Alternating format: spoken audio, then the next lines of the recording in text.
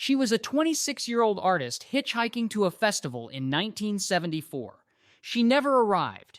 50 years later, a DNA test identified her killer.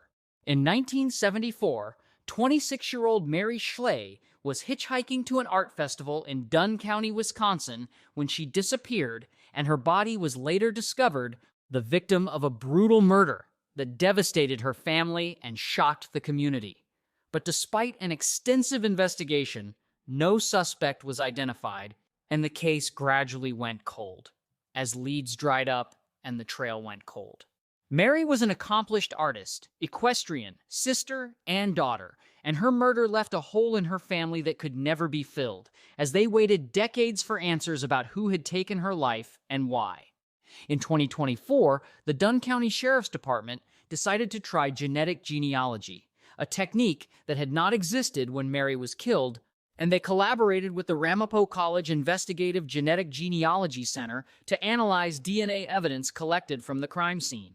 The genetic genealogy team was able to develop a DNA profile from the preserved evidence and trace it to a family tree that led them to John K. Miller, an 84-year-old man who had been living in the area at the time of Mary's murder.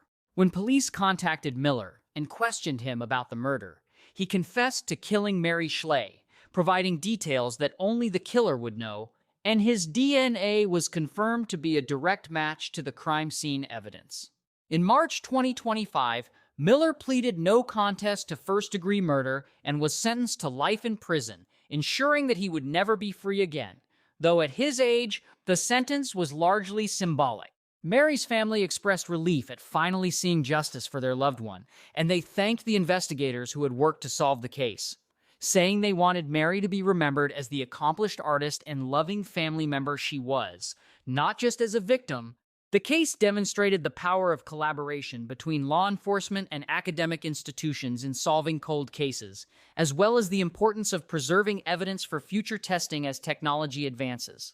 John Miller thought he had gotten away with murder, that 50 years of silence meant he was safe, but DNA technology finally caught up with him, proving that no killer can hide forever from the genetic evidence they leave behind.